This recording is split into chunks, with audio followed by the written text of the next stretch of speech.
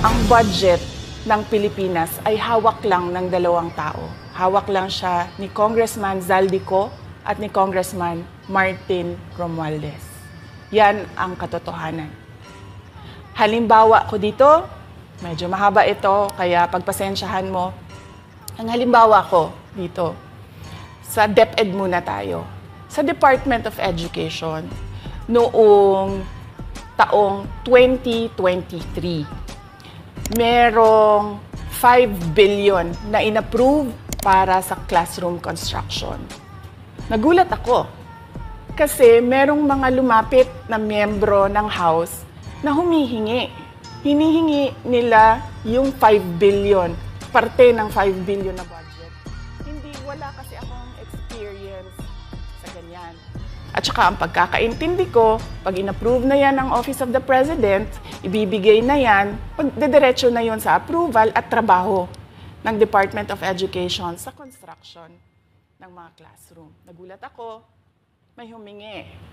Magkano ba ang amin dyan? Magkano ba ang amin dyan? So sinabi ko, hindi pwede ito. Kasi ang mangyayari nito, hindi magagawa ng Department of Education ang trabaho namin na mag-construct ng classroom ayon sa classroom backlog at sa prioritization base sa backlog at sa classroom construction. So sinabihan ko yung isang congressman, sabihan ninyo si Martin Romualdez na hindi pwede chap-chapin ang classroom construction na 5 billion. Kaya kung makikita ninyo sa budget proposal na approved ng Office of the President, 5 billion yon. Pero nung lumabas yung GAA o yung budget approved noong 2023, naging 15 billion siya. Dahil hindi nga ako pumayag na kunin yung 5 billion, dinagdagan nila ng 10 billion yung classroom construction ng Department of Education. Yung 10 billion na yon hindi kontrolado ng Department of Education. Controlled yon ni Congressman Zaldico at Congressman Martin Romualdez. Hindi ko na kailangan ng corroborative witness dito dahil makikita niyo yon sa papel. Makikita ng taong bayan yon sa papel. NEP, 5 billion, lumabas ang budget approved, 15 billion. So maiintindihan niyo, 'di ba? Bakit pa tayo magbo-budget hearing para sa Office of the Vice President? 2 tao lang naman ang nasusunod sa budget ng bayan natin. Halimbawa, taong 2024.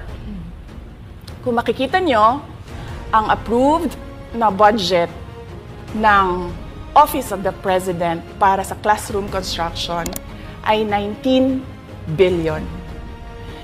Noong lumabas na ang House version ng Appropriations Bill, ay naging 24 billion ito. So, approved 19 billion, paglabas sa House, naging 24 billion.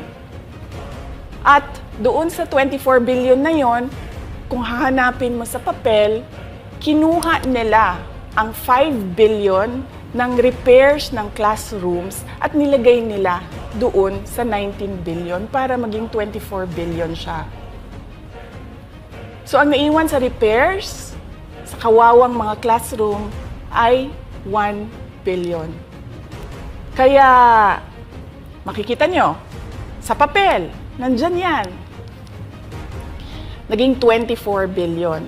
At hindi lang yan, dahil noong 2023 ay hindi ako pumayag na hindi masunod yung DepEd na rules sa paano mag-classroom construction based on need. Ang ginawa ngayong 2024, inattach nila ang listahan na kung saan gagawin ang mga classroom construction worth 17 billion. Makikita nyo yon sa papel.